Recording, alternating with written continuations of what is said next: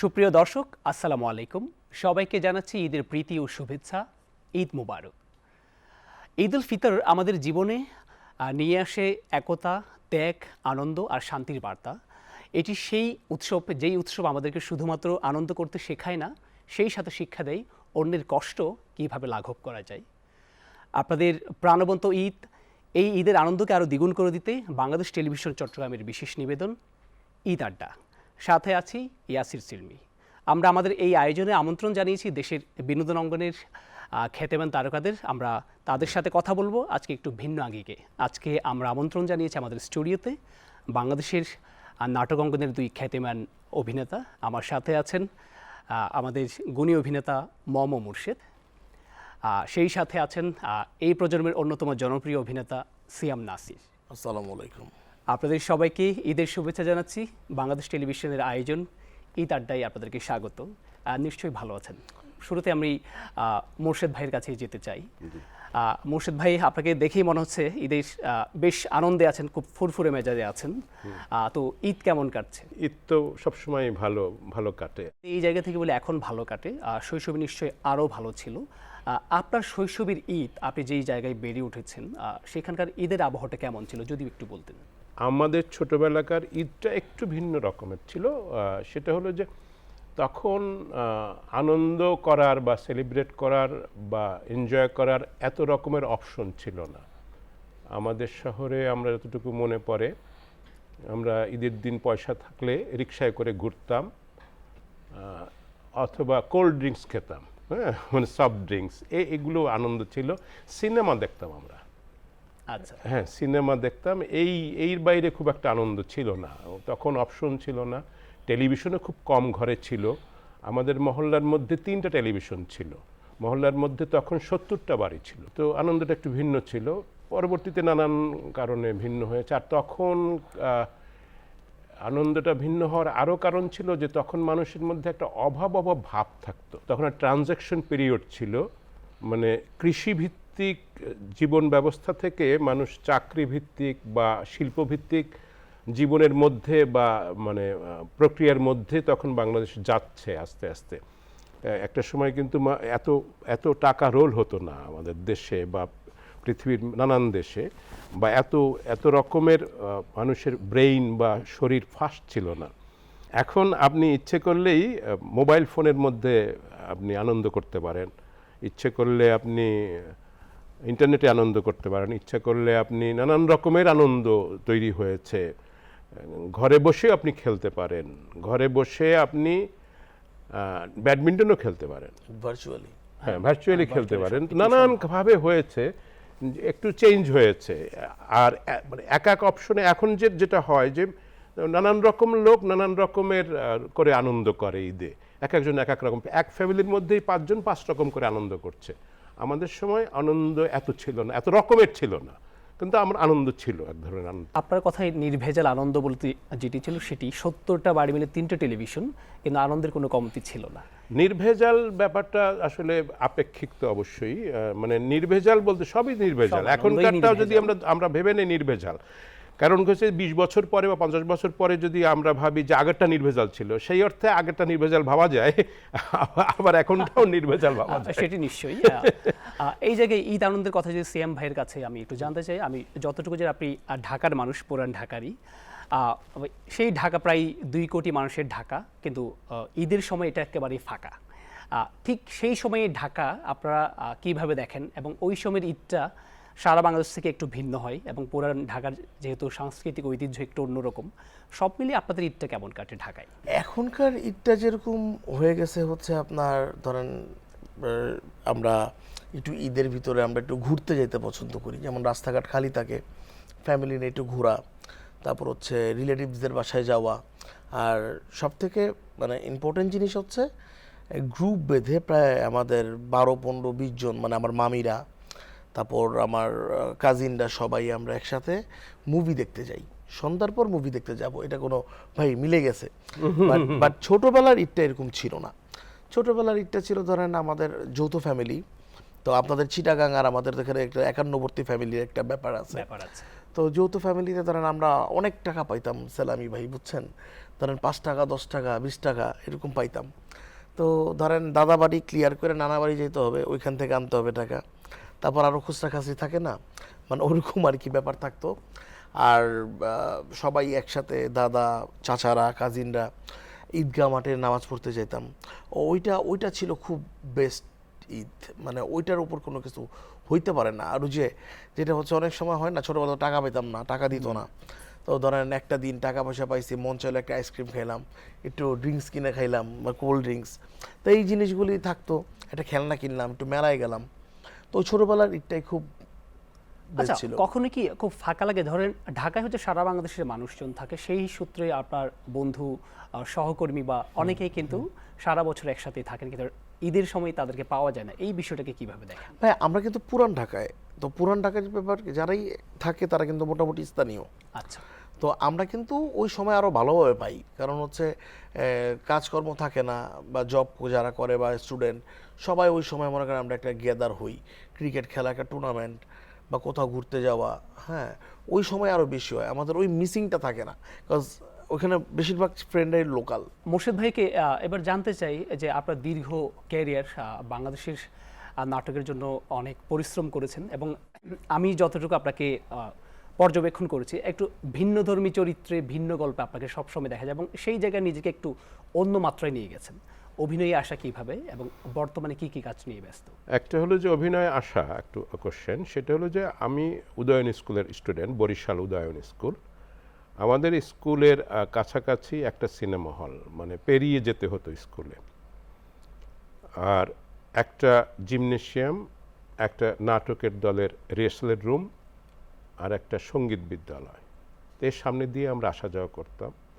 বিশেষ করে বিকেলে যখন স্কুল ছুটি হতো 4টা-5টার দিকে, তখন রিহার্সালের আওয়াজ শুনতে শুনতে বাসায় যেতাম। এরকম দীর্ঘ দিন দীর্ঘ বছর, তখন আমি ছোট, শুনতে শুনতে আওয়াজ, আমি একদিন হঠাৎ করে চলে গেলাম ওই রিহার্সাল রুমে, গিয়ে বললাম যে, খুব রাফলি বললাম যে, এই মিয়া আমি নাটক করবো। এইভাবে শুরু। আপনি অভিনয়ের পাশাপাশি বেশ কয়েক বছর ধরে দেখছি নির্মাণে আছেন, নাটকের গল্প লেখেন, চিত্রনাট্য লেখেন। সাম্প্রতিককালে খেয়াল করলাম আপনার সন্তানরাও আপনাকে কাজে হেল্প করেছে এবং তারাও নির্মাণে আসলো। অনেক সেলিব্রিটি চান না যে তাদের পদাঙ্ক অনুসরণ করুক তাদের উত্তরসূরিরা, কিন্তু আপনি সেই জায়গায় সানন্দে আপনার সন্তানদের নিয়ে এসছেন মিডিয়াতে। এর পেছনে কারণটা কি? না, আমি সানন্দে নিয়ে আসিনি। আমিও মনে মনে চাইছিলাম যে এই সেক্টরে তারা না আসুক, কেন এই সেক্টরটা অনেক চ্যালেঞ্জিং। এটা প্রফেশন হিসেবে শিওর সেক্টর না। এই সেক্টরে যত রকমের শাখা আছে, কোনো শাখাই প্রফেশন হিসেবে শিওর না, কিন্তু লাকিলি তারা এসে গেছেন। লাকিলি হোক ডিসলাকিলি হোক, তারা এসেছেন, এটাখানে আমার কোনো হাত নাই। আর বর্তমানে আমি যে স্ক্রিপ্টিং করি বা ডিরেকশন করি, সেটার পেছনে কারণ হলো যে আমার হাতে বেশ সময় থাকে ইন এ সেন্স যে আমাকে গত কয়েক বছর ধরে যে ধরনের ক্যারেক্টার অফার করে, আমি ওই ধরনের ক্যারেক্টারগুলো আমার করতে ইচ্ছে করে না। মানে ইন এ সেন্স শর্ট লেন্থের ক্যারেক্টার, বা যেটা আমাকে অফার করবে যে ক্যারেক্টারটা, সেই ক্যারেক্টারটা ঘিরেই যেন স্টোরিটা হয়, সেই রকম চাওয়া থেকে আমার কাজ কিছুটা কম হওয়াতে কি করি, আমি স্ক্রিপ্টিং করি, মাঝে মাঝে নিজের জন্য করি, বন্ধুবান্ধবের জন্য করি, কিন্তু বেনামে করি। আর ডিরেকশনটাও করি, সেটাও বেনামে করি। এটা ইন্টেলেকচুয়াল প্র্যাকটিস, অথবা নিজের মতো করে শিল্পটাকে উপস্থাপন করার চেষ্টা, বা ইন্টেলেকচুয়ালি কাজগুলো করার চেষ্টা, এই বিষয়টা। আর এইসব বিষয়ের কারণে আমি এডিটিংটাও অনেক ভালো করে রপ্ত করে ফেলেছি, এবং আমি একজন গুড এডিটর। সিয়াম ভাইয়ের কাছে একটু জানা যায়, আপনার সাম্প্রতিক কিছু ইন্টারভিউতে আমি এই কথাটা শুনেছি যে এই পেশাটাকে আপনি অনিশ্চিত মনে করেন, এবং সেটারই ফলশ্রুতিতে আপনি কিন্তু অভিনয়ের পাশাপাশি আপনাদের পারিবারিক ব্যবসা আছে এবং আপনার নিজের ব্যবসা, আরও অনেক কিছুর সাথে সম্পৃক্ত। এবং আপনি বনেদি পরিবারের একজন সন্তান হয়েও আমরা অনেক সময় তাদেরকে একটু অন্যভাবে দেখি, আর সেখান থেকে থিয়েটার চর্চায় আসলেন এবং বর্তমানে টেলিভিশন নাটক। এই জার্নিটা কিভাবে শুরু হলো, এবং এটিকে আপনি অনিশ্চিত পেশা মনে করার কারণটা কি? সেটা হচ্ছে কি, আমার ইন্সপিরেশন হচ্ছে Mosharraf Karim, two be honest. তো মোশাররফ ভাই, ধরেন আমি যখন 6-7 থেকে যখন মোশাররফ ভাইয়ের নাটকগুলি দেখতাম, ধরেন ঠুয়া, ফাউল, তারপর হচ্ছে চিরকুমার, ওইটা চিরকুমার সঙ্গ না যে শোভা। না ওইটা, হ্যাঁ চিরকুমার শোভা, তারপর হচ্ছে হলো আপনার ওই যে ক্যারাম। ক্যারম। তো ওই নাটকগুলি দেখার পর না আমার কাছে খুব ইন্টারেস্টিং লাগলো। তো আমি তো আপনার ফ্রেন্ড সার্কেল এক ফাইদাম টেজামি করি বা এরকম কিছু। আফটার মাই এসএসসি তো আমি নর্ডাম কলেজে পড়তাম। তো ওইখানে ধরেন একটা থিয়েটারে দেখতাম কি, আমাদের একটা থিয়েটার ক্লাব আছে, নাট্যদল, সেইখানে ফর্ম বিক্রি করতেছে, বলতেছে হচ্ছে এখানে মোশাররফ করিম তৈরি করা হয়। মানে এইভাবে, বুঝছেন ভাই, ফর্ম বিক্রি করেন, এই ওখানে মোশাররফ করিম, তার কাছে লাগছে কথাটা। আমি যে দেখলাম কিনি একটা ফর্ম।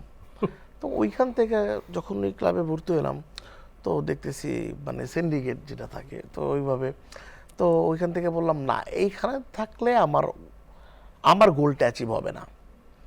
তখন কি করব, তখন আমি দেখলাম পেপারে নাট্যকর্মী নিয়োগের জন্য যা এই বিজ্ঞাপন। তারপর আমি লোকনাট্য দলে ট্রাই করলাম। ওইখান থেকে আমি কয়েকদিন কাজ করলাম, এই কলেজের এই গ্রুপের সাথে ছিলাম। তারপর হচ্ছে টিবিসি, ওবিসি, ওইখান থেকে ধরেন আস্তে আস্তে আস্তে আস্তে আমার কাজ করা। আর আমাদের একটা তো সিকিউরিট পেশা না। ধরেন আপনি এক জায়গায় যদি গভর্নমেন্ট জব করেন, আপনি পেনশন পাবেন, বা আপনার প্রাইভেট জব করলে আপনার একটা প্রভিডেন্ট ফান্ড আছে, হ্যাঁ একটা প্রভিডেন্ট ফান্ড আছে, তারপর হচ্ছে একটা ইনকাম সোর্সের জায়গা আছে। তো আমাদের এখানে তো ধরেন রুজি রুটির ব্যাপারটা হচ্ছে দিনমজুরের মতো, কাজ করলে টাকা পাবেন, আদারওয়াইজ টাকা পাবেন না। তো এখানে আপনি আর যারা শিল্পী তারা তো একটু উদার মনের হয়, তারা তো ধরেন ওইভাবে টাকা সেভিংস করতেও পারে না। তো একটা সময় কিন্তু ক্রাইসিসটা আইসা পড়ে, আবার শিল্পীদের খরচ একটু বেশি। খরচটাও একটু বেশি। এখন ধরেন আপনি চিন্তা করে দেখেন করোনার সময় কি হইলো, কত প্রোডাকশন হাউস বন্ধ হয়ে গেছে, 3 মাস তো কাজই করতে পারে নাই, 2 বছর তো কাজ কম ছিল।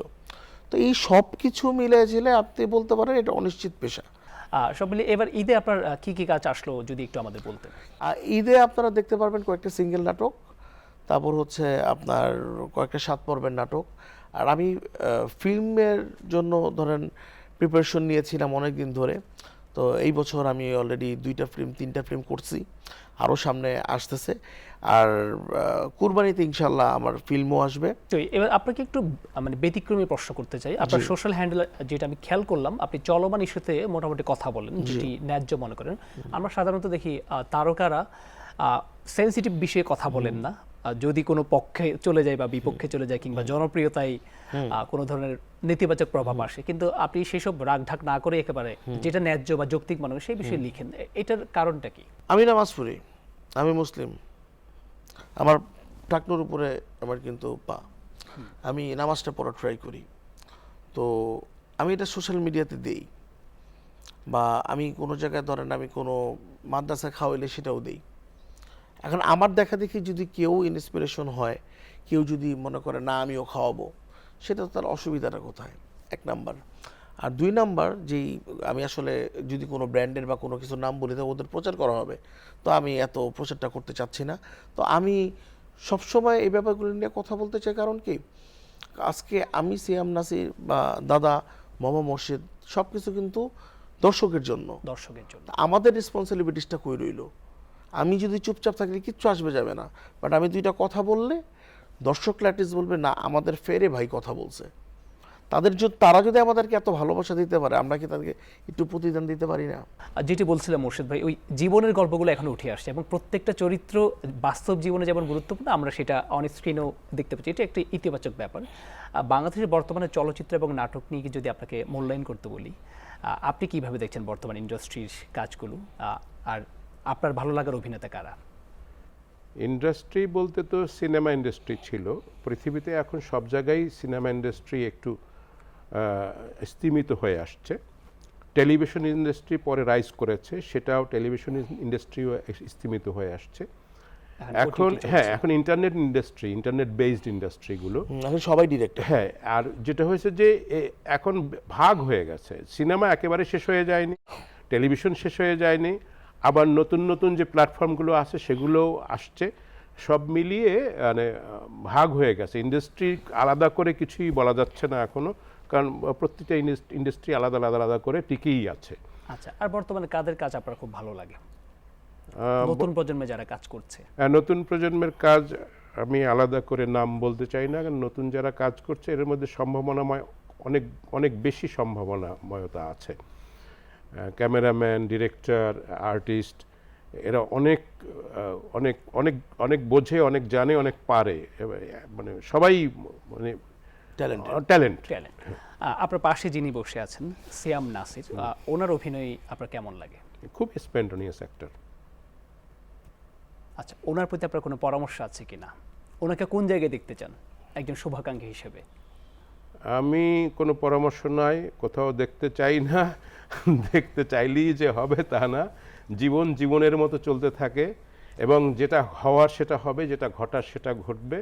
আমি আশীর্বাদ করলেই ঘটবে না, আমি আশীর্বাদে বিশ্বাসী না। আচ্ছা, আপনি নিয়তিতে বিশ্বাসী। নিশ্চয়ই। এবার সিয়াম নাসির ভাইকে একটু, আপনি রিসেন্টলি বলছিলেন যে আজকাল অনেকে একসময় থিয়েটার থেকে আসতো, এখন থিয়েটার পাশাপাশি টিকটক থেকেও আসছে, এবং অনেকে ভালো কাজ করছে, অনেকে আবার সেই অর্থে ভালো কাজ করছে না। সব মিলিয়ে ভাইয়া যেটা বলছিলেন, থিয়েটার, চলচ্চিত্র, টিভি নাটক হয়ে বর্তমানে ওটিটি প্ল্যাটফর্ম, এই যে পরিবর্তনের মধ্যে দিয়ে যাওয়া, সব মিলিয়ে আমাদের যে বিনোদন জগৎ, নাটক, চলচ্চিত্র যে গতিতে যাচ্ছে, যেদিকে যাচ্ছে, সেটিকে আপনি কিভাবে মূল্যায়ন করেন?